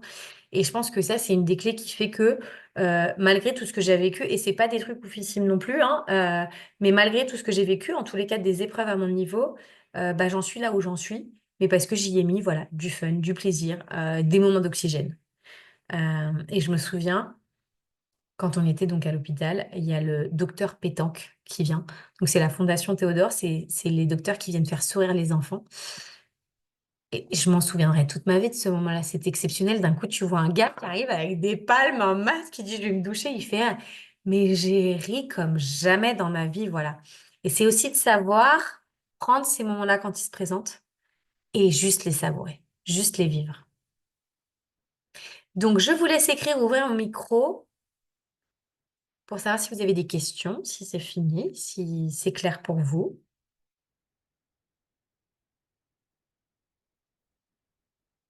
Comme je vois pas si vous êtes en train d'écrire, j'attends. Allez, Vas-y, j'allume la Lisa. caméra. Bah, non, je n'ai pas forcément de questions. En tout cas, merci parce que c'était hyper chouette, tous ces échanges. Ben, génial. Et c'est vrai que je repars voilà, vraiment avec cette notion de ouais, plaisir dans l'adversité. C'est possible. Et tu sais, je pense au travail, parfois, il y a des fois, dans le travail, on en a marre. Parce que je sais qu'il y a pas mal d'entrepreneurs ici présents aujourd'hui. Parfois, on en a marre et en fait, c'est juste de remettre du fun ou une musique ou un film. Il y a un tout petit truc à faire, hein. C'est infime, mais ça va tout changer. Mm. Pas de questions, juste beaucoup de travail à faire sur moi, à accepter. Alors, on est doux et cool avec soi, hein? Et tu sais, le travail, il est sans fin. Ça fait quand même depuis 2016 que j'œuvre sur moi. Et en fait, je croyais que j'étais, j'avoue, ce que je dis souvent, les gens ils me disent, mais non, j'ai eu un excès de pédance. J'aime bien dire ça. C'est-à-dire que moi, j'étais persuadée que c'était la reine du monde. Wouh! J'ai super avancé. Et en fait, et je sais que ça va surprendre certaines qui sont là, je crois que c'est seulement maintenant que je commence vraiment à comprendre ce que c'est que le travail sur soi. Et pourtant, ça fait un moment hein, que je suis dessus. Moi, 2 dimanches par mois, je suis à des réunions de coaching, de dev perso, enfin de machin. Je veux dire, j'offre énormément. Et, et je crois que seulement maintenant, je commence à vraiment toucher du doigt le travail sur soi avec le résultat impactant, le résultat concret et l'acceptation. Mais ça fait très peu de temps. Il y a des fois où j'accepte pas encore, hein. J'en parlais la semaine dernière à je sais plus qui. Je disais, mais personne ne vit ma vie pour comprendre ce que je vis en fait. Donc oui, mes enfants, ils vont pas mourir, mais oui, l'hôpital, c'est lourd, j'en ai marre, par exemple. Donc je sais pas si ça te parle, Lisa, si tu voulais rajouter quelque chose ou... Bah, ouais, sur l'acceptation tout à l'heure, euh, dans les commentaires, il y avait accepter, apprendre à apprendre. Donc apprendre en un mot, apprendre en deux mots, les choses Ouais. comme elles viennent et accepter. Mais et là, quand je l'ai lu, j'ai vu accepter. Mais en fait, c'est pas juste accepter les choses et accepter, même des fois, on peut se dire un peu, bah, voilà, la mentalité fixe, un peu fataliste de dire, bon, bah, c'est comme ça. Mais là, c'était vraiment accepter de traverser les tempêtes. Et je trouve que c'est hyper important la nuance parce que finalement, c'est accepter de laisser couler aussi ce qui vient et que s'il y a de la colère ou s'il y a de la tristesse, bah, c'est pas de le refouler, mais c'est de le traverser. Et, euh, et moi, ça vient vraiment me chercher aussi ouais, sur quelles sont les limites. Et moi aussi, ce qui me parle, c'est vraiment cette notion de jusqu'où je me mets en posture de je subis et donc du coup, quelque part, je suis victime des situations.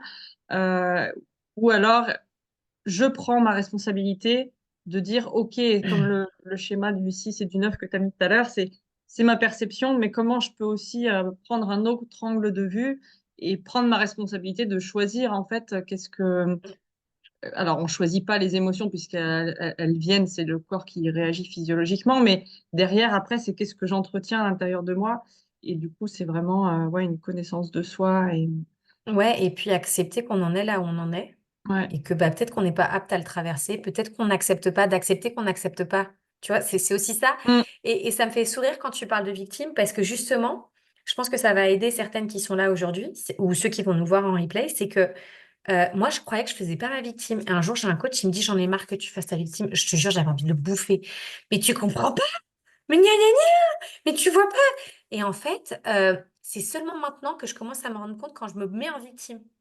Et où, Mm. tu sais, j'ai un petit warning qui sème qui dit, Audrey, t'as encore activé le mode victime.